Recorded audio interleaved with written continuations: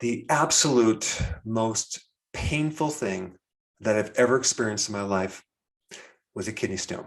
So this is a while ago, before I had any awareness about health or diet. So one night in the middle of the night, I think about 3 o'clock in the morning, I was rudely awakened by the most severe pain I've ever experienced deep inside my body.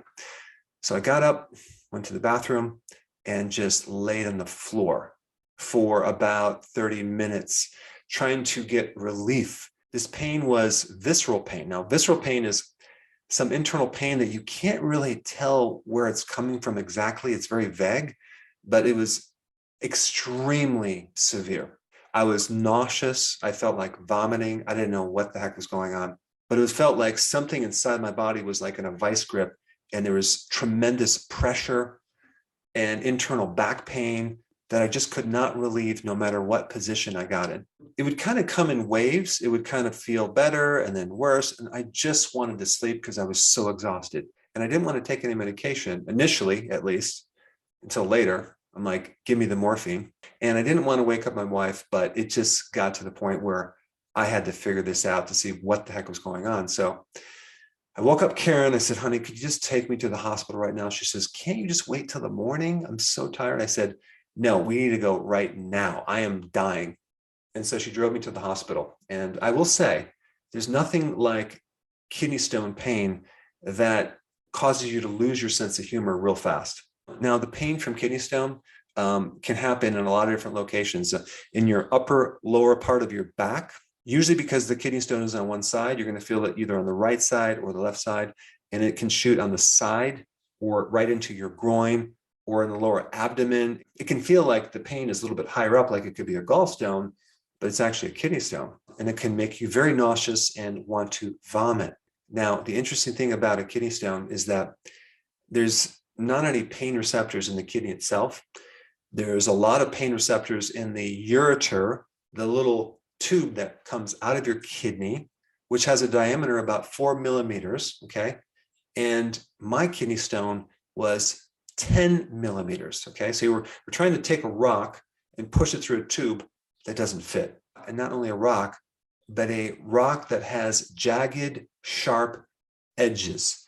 And the reason I know that is because about a month before this episode, I was jogging. And when I got back to the house, I had to urinate and I was peeing blood. And what was happening is this rock that had sharp edges was kind of going up and down in my kidney, completely tearing up the inside of my kidney. Now, you would think that would motivate someone to change their ways or do something or go get it checked out. But at that time, my awareness was so low, I didn't do anything about it. I thought maybe it'll just go away. Now, there's nothing more than insane pain from a kidney stone that will wake you up and force you to do something about it. So when we arrived to the hospital, there was a line at the hospital. It was 3 o'clock in the morning. And I get in there and I'm just like, give me some drugs now. So they gave me morphine. I felt some relief. And I started to kind of massage my abdominal area. And that seemed to give me a lot of relief. I think what happened at the time is I kind of pushed the stone back up into the kidney and gave me some temporary relief for at least for a couple of days. So after a couple of days, the pain came back again, this time even worse. So I think at that time, I just took some Tylenol and got rid of the pain. But then I scheduled an appointment with the kidney doctor, and they did an ultrasound and a CAT scan and found I had this kidney stone that was about 10 millimeters. And it was lodged right at the beginning of this little tube called the ureter. And the problem was it wasn't able to get through this tiny little tube, but it was stopping the urine flow. And that flow of urine just backed up in the kidney and caused swelling of the kidney and created a lot of pain from the pressure. Now, what's interesting about this little ureter that only has the diameter of like 4 millimeters is sometimes people can pass very large stones, even to the point where they're 20 millimeters. And they don't know why this is, but this ureter has a peristalsis function. It has contractile tissue. So it's very similar to the colon, where you have this wave of contraction and relaxation to help push things through. But unfortunately, with my kidney stone, it wasn't going through anywhere. It just created constant pain. So what I decided to do is do lithotripsy, which they put this sound wave through you and they explode the stone with a sound wave, and then you're peeing sand for a while. So I went through the procedure and then started to really learn about how to prevent a kidney stone. And I'm going to show you what I'm going to recommend based on firsthand information. The most common type of kidney stone is a calcium oxalate stone, the combination of calcium and these things called oxalates. Now, your body makes oxalates, and oxalates also come from food. Apparently, one of the main causes of a kidney stone is the body's inability to get rid of oxalates. And the other thing you need to know is that 80% of the oxalates in your body are actually made by your body. Only 20% comes from the diet, but you still want to avoid foods high in oxalates, like tea. Now, part of the US has this belt around it, the lower states. They call it the kidney stone belt because there's a higher incidence of kidney stones, and they correlated that from drinking too much sweet tea. So not only does the tea have oxalates, but the sugar in it can also aggravate and increase the risk of getting kidney stones as well. Spinach is very high. Almonds and almond flour is very high, as in a lot of the almond keto bombs that a lot of people are consuming. Kiwi has a good amount of oxalates. Chocolate, soy, potato, beans, and I have another video specifically on oxalates that I'll put down below. Now, there's quite a few theories on why people develop kidney stones. Some people will say you're consuming too much protein. There's some mixed reviews on that. Some people say it's from consuming too much vitamin C, but there's also conflicting information on that, especially if you're consuming vitamin C naturally from food. But apparently ascorbic acid made synthetically, which is the part of the vitamin C complex, turns into oxalates. So I'm sure that doesn't help. Then you have this thought that you're consuming too much calcium. But the thing is, if there's enough calcium in the diet, it won't dump into the kidney. They found that if you're deficient in calcium, you can have higher amounts of calcium in your kidney. So again, there's mixed reviews on that. And then there's this idea that if you're consuming a high salt diet, that causes kidney stones, but there's also conflicting information on that as well.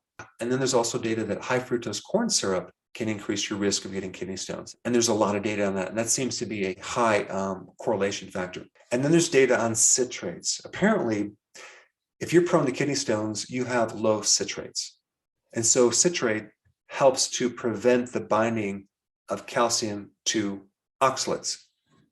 And if you consume like lemon juice that's high in citrates, you can help to lessen the risk factor. And there's been quite a few reports on people consuming like a cup of lemon juice every single day to help dissolve their kidney stones, and apparently with some good results. But what I want to discuss today is the most important things you should do to prevent kidney stones if you're prone to kidney stones. So what you need to understand is that a kidney stone will develop from having urine being in a concentrated form. They call it a supersaturated situation where there's just too much concentrated urine, and this concentrated combination of calcium and oxalates start to develop these crystals. So based on that data, the most important thing to do out of anything would be to drink enough fluids. If you were to drink 2.5 liters of fluid every single day, you would absolutely and positively prevent kidney stones from forming, because you couldn't form a kidney stone because the urine is just too diluted. So sometimes when you tell people to drink 2.5 liters, they kind of scratch their head like, how much water is that? Well, that is a little more than 10 cups. It's 10.5 cups. And 1 cup is 8 ounces. So it's about 84.5 ounces. So I want to show you what 8 ounces looks like, okay? Right here. This is what 8 ounces. You'd have to do 10.5 of these, okay?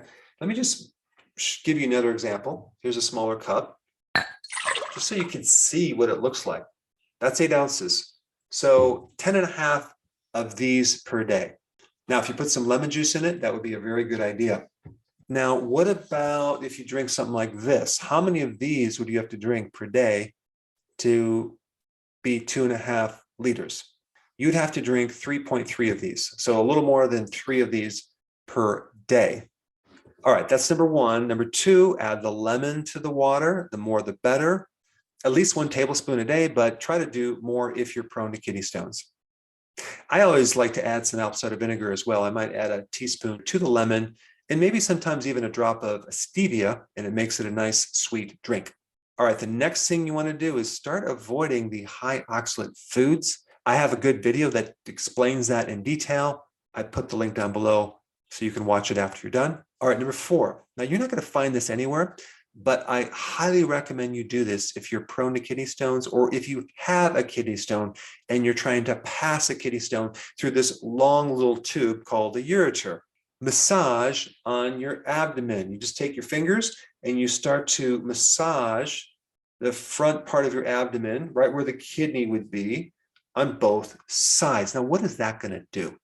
Well, if you have a small stone that just needs a little bit of help to push it through, and you're not anywhere near a hospital where you can get some relief, if you start massaging that part, you may just push the stone right into the bladder.